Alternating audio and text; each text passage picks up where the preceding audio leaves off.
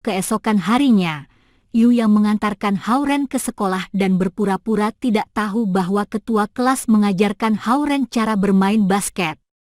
Dia mengantarkan Hao-Ren di pintu masuk sekolah dan pergi.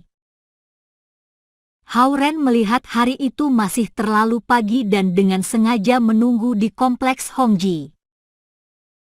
Beberapa saat kemudian, Xie Yujia yang masih memakai pakaian tenis, mengendarai sepedanya dan muncul di pandangan Hao-Ren. Dia mendatangi kios panekuk potong dan sedikit terkejut melihat Hao-Ren di sana. "Aku tahu kau akan mentraktirku kembali, jadi aku datang lebih awal untuk menunggu di sini." Hao-Ren mengeluarkan uang dan membeli 3 panekuk. Xie Yujia tersenyum, turun dari sepedanya, dan mengambil panekuk yang Hao-Ren berikan. Dia makan sambil menuntun sepedanya ke sekolah. Xie Yujia memberikan Hao-Ren pemandangan yang nyaman dalam tiupan angin yang menyenangkan. Para mahasiswa yang memainkan permainan sepanjang malam baru saja keluar dari kafe internet. Mereka merasa cemburu melihat Xie Yujia dan Hao-Ren sedang makan pagi dan memasuki sekolah bersama-sama. Siapa yang akan begadang semalaman bermain permainan jika mereka punya pacar? Keranjang di sepeda Xie Yujia berisi bola basket, dan dia mendorong sepedanya dengan satu tangan. Itu pemandangan yang cukup menyenangkan saat elemen bola basket dan gadis dipasangkan bersama. "Aku tidak mengembalikan bola kemarin dan membawanya kembali ke asrama," dia menerangkan.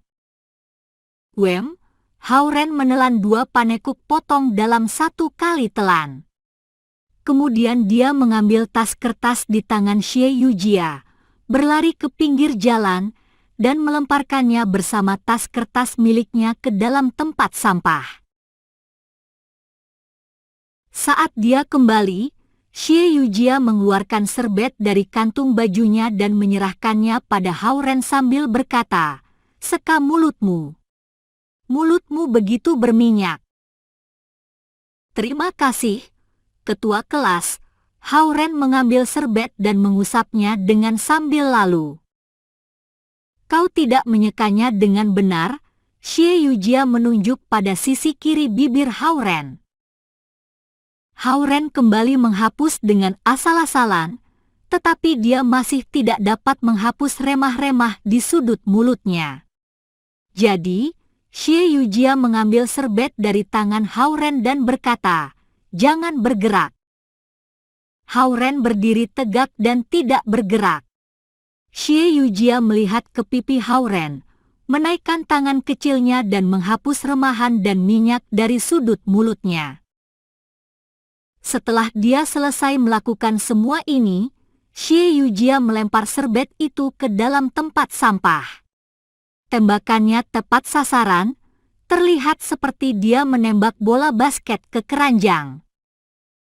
Hao-Ren menyentuh sudut bibirnya dan tiba-tiba masuk dalam keadaan bahagia. Xie Yujia tidak terlalu memikirkannya dan terus mendorong sepedanya ke sekolah. Tidak lama mereka tiba di lapangan basket di zona B. Xie Yujia memarkirkan sepedanya di pinggir, mengambil bola basket dari keranjang, dan memulai pelajaran hari ini, menembak. Menembak sebenarnya tidak sulit. Kuncinya pada 2 gerakan tertentu. Salah satunya postur tubuhmu saat kau menembak, yang lain cara kau memegang bola. Xie Yujia memegang bola basket sambil dia mendemonstrasikan dan menerangkan bersamaan. Kemudian Xie Yujia memperbaiki postur Hao-Ren satu demi satu dari telapak tangannya ke pergelangan tangan, siku, bahu, pinggang dan kaki. Melihat dia begitu teliti, Hao-Ren tidak ingin membuatnya kecewa dan berlatih dengan lebih berusaha. 2 jam berlalu dengan cepat. Ketepatan tembakan 2 poin Hao-Ren meningkat dari 10% ke 70%. Itu adalah peningkatan yang ajaib. Sebagai seorang power forward, akurasi bukan yang paling penting. Gerakan menembak tujuannya membingungkan lawan dan menciptakan kesempatan bagi teman satu timmu. Namun, karena hal ini, lawan tidak terlalu bertahan melawan tembakanmu. Karena itu, jika akurasimu sangat baik dan bisa membuat angka tanpa disangka, hal itu akan menciptakan hasil yang baik. Xie Yujia melihat kepada Hao Ren yang sedang berlatih menembak ketika dia berdiri di pinggir lapangan dan menerangkan. Hao Ren semakin mengagumi ketua kelas. Tidak saja dia bagus dalam bermain basket, tapi dia juga hebat dalam mengatur strategi. Dia benar-benar adik Xie Wanjun yang memimpin tim basket sekolah menjadi pemenang kejuaraan nasional perguruan tinggi.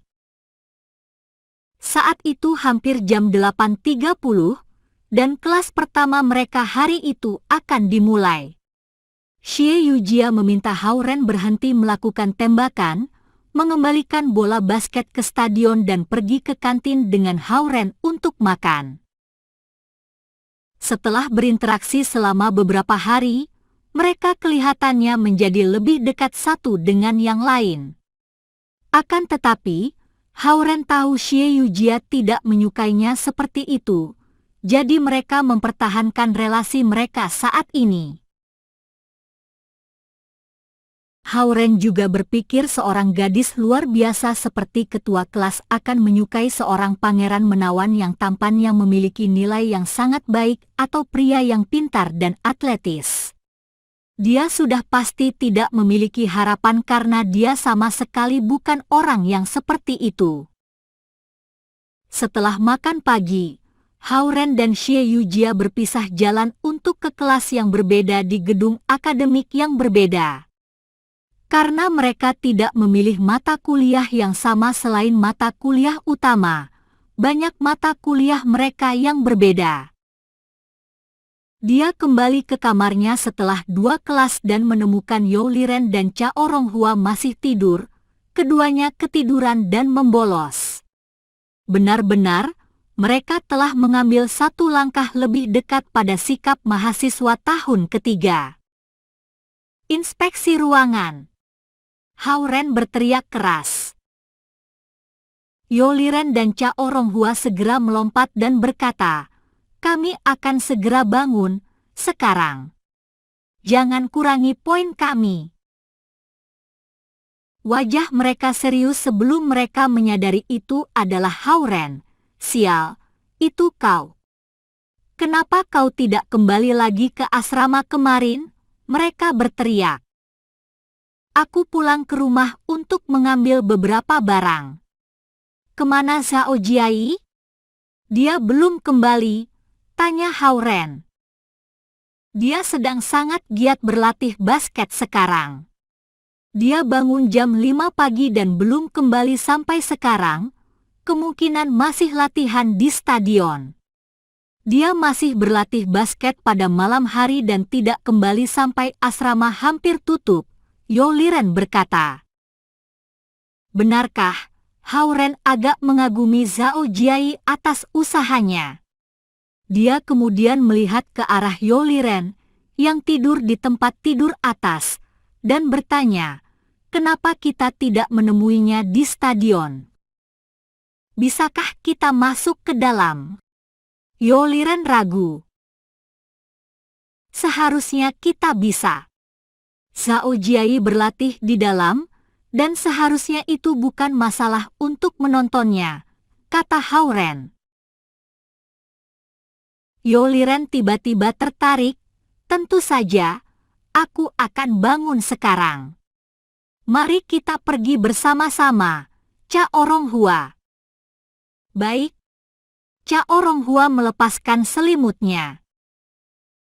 Jadi, keempatnya pergi dari asrama untuk mengunjungi Zhao Jiai di stadion. Karena saat ini hampir jam 10, cuacanya mulai menjadi lebih panas. Tubuh mereka dibanjiri keringat setelah berjalan jauh untuk menuju stadion. Saat mereka tiba di depan pintu masuk lapangan olahraga, mereka mendengar suara keras sepatu-sepatu yang mengores lantai dan teriakan-teriakan keras sebelum masuk.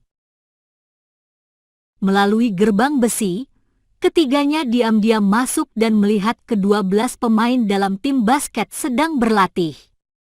Karena stadion disegel dan AC tidak dinyalakan untuk permainan itu, tempat yang terlihat besar itu seperti sebuah mesin uap yang sangat besar dan pengap. Zhao Jiai, yang sedang bermain dalam latihan tanding, tidak menyadari Hao Ren dan yang lain masuk dari sudut. Dia berlari cepat dan berteriak, beruang. "Oper!" Seorang pria tinggi dan kuat melemparkan bola ke arah Zhao Jiai seolah-olah bola itu peluru. Zhao Jiai melompat tinggi, menangkap bola, segera memutar, dan melompat lagi untuk menembak. Kesempatan.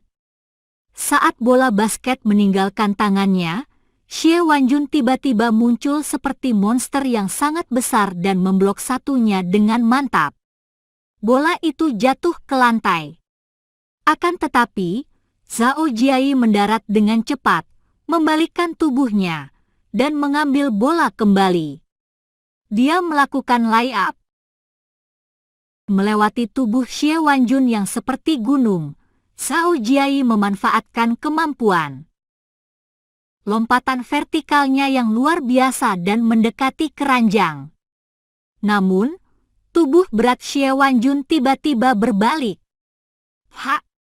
Bola basket itu dipukul menjauh lagi. Yao Liren dan lainnya tercengang. Dalam beberapa detik yang singkat, banyak gerakan pertahanan dan penyerangan yang terus-menerus terjadi. Mereka tidak dapat membayangkan intensitasnya karena tidak di level yang sama dengan permainan mereka yang biasa. Zhao Jiai jatuh ke tanah tetapi tidak berteriak kesakitan. Dia segera merangkak bangun, berlari menuju setengah lapangan lain, dan berteriak, "Hitam, halangi kucing dengan rapat." Xie Wanjun yang lebih besar dan Zhao Jiai yang lebih kecil keduanya pemimpin dalam tim mereka. Zhao Jiai telah menjadi salah satu pemimpin dalam tim basket hanya dalam hitungan hari. Melihat situasi yang terus berubah, pertahanan dan penyerangan terus berganti. Anggota-anggota tim mengenakan kaos merah dan kaos biru terus berlari bolak-balik seperti mereka sedang berlatih untuk Shulele Race. Cha Oronghua memutar kepalanya dan bertanya pada Yao Liren, "Kau masih mau bergabung dengan tim basket ini?" Yao Liren menggelengkan kepalanya seperti dadu. "Kau bercanda? Bisakah orang normal bertahan dalam latihan intensif itu? Jangankan 1 jam, seseorang bisa mati kelelahan dalam setengah jam," balasnya. Zhao Jiai, yang memiliki stamina yang terbaik di asrama, dibanjiri keringat dan kakinya gemetar. Plus, Xie Wanjun melakukan tembakan layap dan kemudian melakukan dunk yang hebat. Seluruh stadion beresonansi dengan suaranya. "Oke, waktu istirahat." Xie Wanjun berdiri di tanah dan melambaikan tangannya saat mengatakannya. Dia melihat ke arah pintu masuk dan berteriak, "Kalian, jangan menyelinap, kemari." Zhao Jiai mengambil handuk di pinggir lapangan, menghapus keringatnya, dan melihat Hao Ren dan lainnya. Hao Ren mau tidak mau mengagumi pengamatan Xie Wanjun yang tajam. Dia tidak hanya bisa melihat situasi di lapangan tetapi juga bisa memperhatikan apa yang terjadi di luar lapangan dari jauh. Karena Xie Wanjun memanggil mereka, Yao Liren dan yang lain tidak ragu-ragu dan berjalan melintasi stadion yang luas. "Kau hebat!" Xie Wanjun melemparkan minuman energi ke Zhao Jiai. Zhao Jiai menangkap minuman itu dan membuka tutupnya sambil menjawab, "Terima kasih banyak." Yo Liren berjalan di depan Zhao Jiai dan menepuk bahu Zhao Jiai yang kuat. Zhao Jiai, kau semakin baik. Siliter, aku selalu sebaik ini. Sebelumnya saat aku bermain dengan kutu buku seperti kalian, aku hanya menggunakan 50% kekuatanku. Zhao Jiai menyodok Yo Liren dengan sikunya dan menjawab. Hao Ren tersenyum dan tahu Zhao Jiai sengaja menggertak. Bagaimana bisa Zhao Jiai menutupi kekuatannya karena dia tipe orang yang cemas saat mereka kalah nilai? Namun, dari latihan tanding yang tadi, Hao Ren dapat mengatakan kemampuan basket Zhao Jiai meningkat dengan cepat. Meskipun tim biru yang dia pimpin masih belum dapat mengalahkan tim merah Xie Wanjun, penampilannya sudah membuatnya terlihat sebagai seorang yang hebat. Jika ini pertandingan resmi, gerakannya bisa benar-benar memenangkan jeritan para gadis. Ini membuktikan dia telah belajar banyak dari latihan spesial Xie Wanjun. Tidak heran dia tidak ingin kembali dari stadion, ini karena sebagai pecinta bola basket, terus-menerus mempelajari hal-hal yang baru dan meningkatkan kekuatannya dengan cepat lebih menimbulkan ketagihan daripada pertandingannya. Bagaimana latihanmu dengan Xie Yujia akhir-akhir ini? Xie Wanjun meminum habis minuman energinya dan tiba-tiba bertanya pada Hao Ren. Hao Ren tidak menyangka Xie Wanjun berbicara padanya dan berpikir, aku hanya belajar semua gerakan-gerakan dasar. Xie Wanjun mengambil bola basket di sebelahnya dan menggiring bolanya 2 kali sambil berkata, bagaimana kalau kita coba? Hao Ren mundur setengah langkah dan menjawab, mungkin nanti. Dia masih tahu kelebihan dan kekurangannya. Dia mungkin tidak kalah melawan pria ini, Xie Wanjun, dalam hal tenaga. Akan tetapi, jika mereka bertanding dalam kemampuan basket, dia pastinya bukan tandingan Xie Wanjun. Aku hanya menggunakan 1 tangan. Mari main sebentar, aku ingin melihat apa yang Xie Yujia telah ajarkan padamu beberapa hari belakangan ini, kata Xie Wanjun sambil melemparkan bola basket ke tangan kirinya dan menyembunyikan tangan kirinya di belakang punggungnya. Brengsek, pria ini terlalu sombong, pikir Yo Liren dan melihat pada raksasa setinggi 2 meter ini. Cao Ronghua melihat ke arah postur Xie Wanjun yang agresif dan memikirkan hal yang sama. Hao Ren menaikkan tangannya, melihat wajah gelap Xie Wanjun, berpikir sebentar, dan mengangguk. Baiklah, jawabnya. Beruang, ambil selotip dari ruang peralatan. Xie Wanjun berkata pada seorang anggota tim. Pria tinggi dan kuat itu berlari ke ruang peralatan dan segera keluar dengan 1 gulung selotip hitam. Xie Wanjun mengambil alih selotip hitam itu dan melemparkan pada Yo Liren sambil berkata, silakan. Yo Liren hanya berpikir Xie Wanjun terlalu sombong. Dia tidak menahan diri saat dia mengambil selotip itu kemudian merobek 1 potongan panjang selotip dan mengikat tangan kanan Xie Wanjun dengan erat ke bagian belakang kaosnya. Tangan Xie Wanjun diikat begitu erat sehingga dia bahkan tidak bisa menggerakkannya sedikit pun. Xie Wanjun tahu bahwa Yo Liren sengaja mengikatkan selotip dengan kuat, tetapi dia tidak mengatakan apapun. Dia menggiring bola dengan tangan kirinya dan masuk ke dalam lapangan bola basket. Hao Ren melepaskan 2 kancing di kemejanya, mengayunkan tangannya dan juga berjalan masuk. Ayo, Ren. Yo Liren bersorak dengan keras.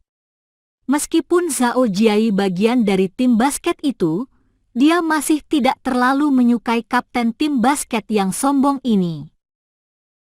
Ren, kau harus menang sekarang karena dia melawanmu dengan 1 tangan saja. Chao Ronghua juga bersorak.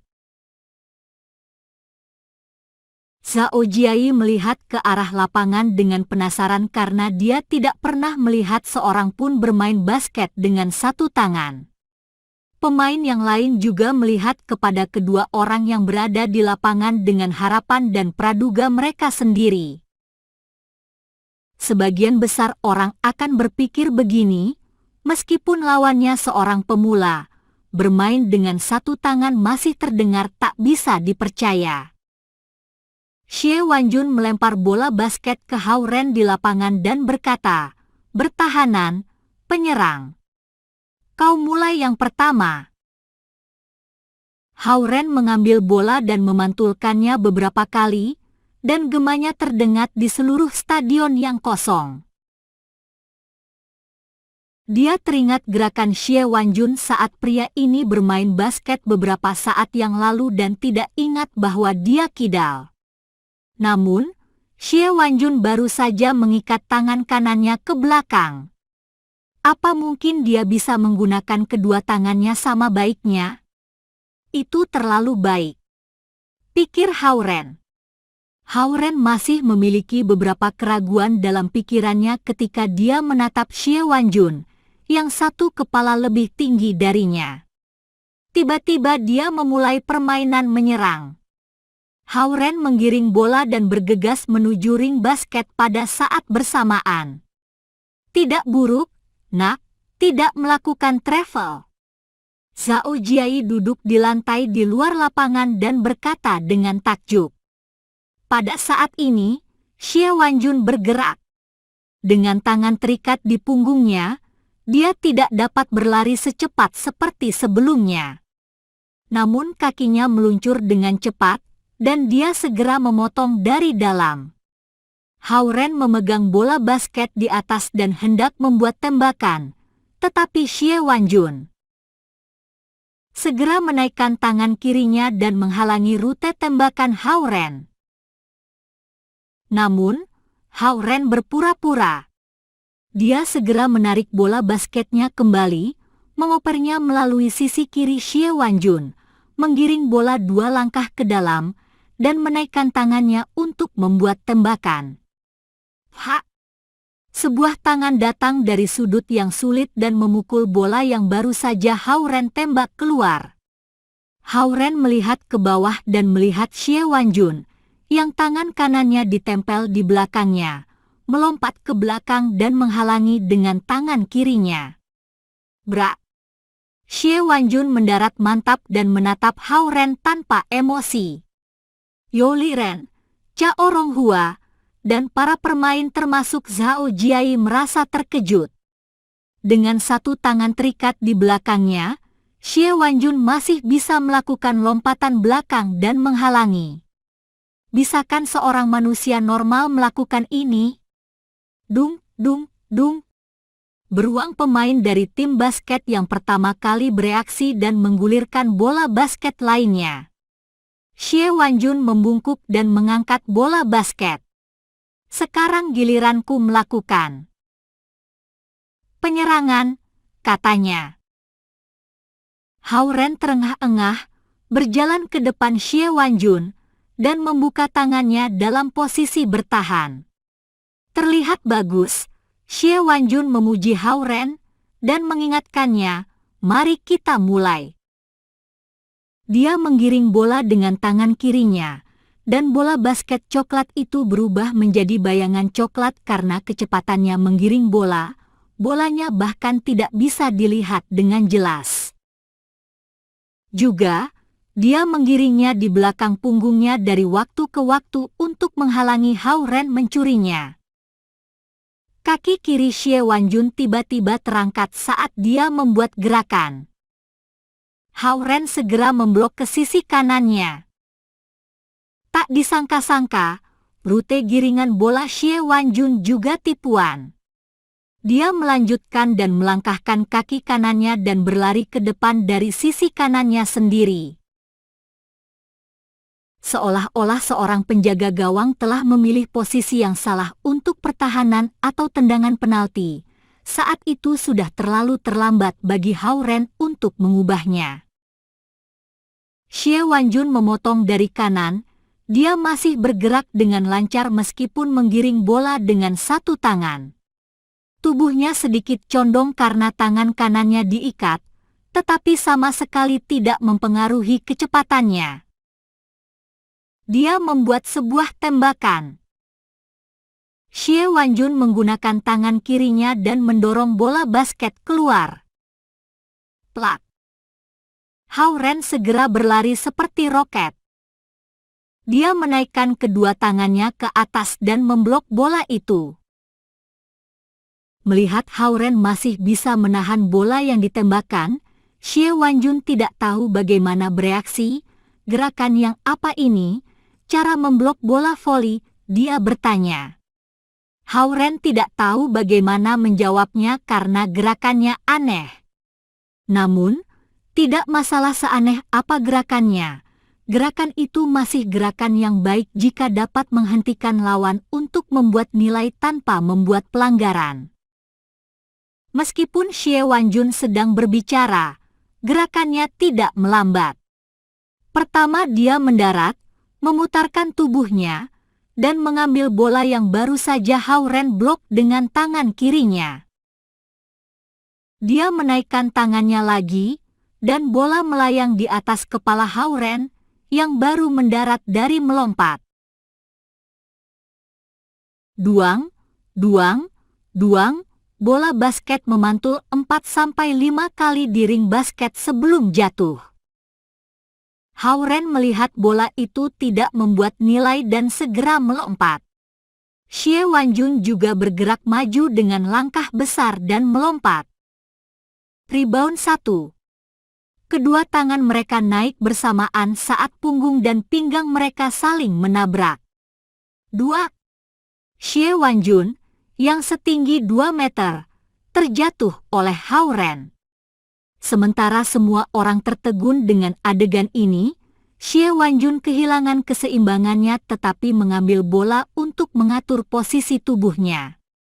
Setelah dia mendarat di tanah, dia langsung berdiri lagi. Dia menangkap bola dan mengikuti dengan dunk. Kedua pria ini tidak normal. Yang satu sama sekali tidak terlihat kuat tetapi memiliki kekuatan yang mengerikan, dan satunya setinggi 2 meter tetapi lebih cepat dari seekor monyet. Pemain di tim basket memikirkan poin pertama terhadap Hao Ren sementara Youo Liren dan Chao Ronghua memikirkan poin kedua terhadap Xie Wanjun.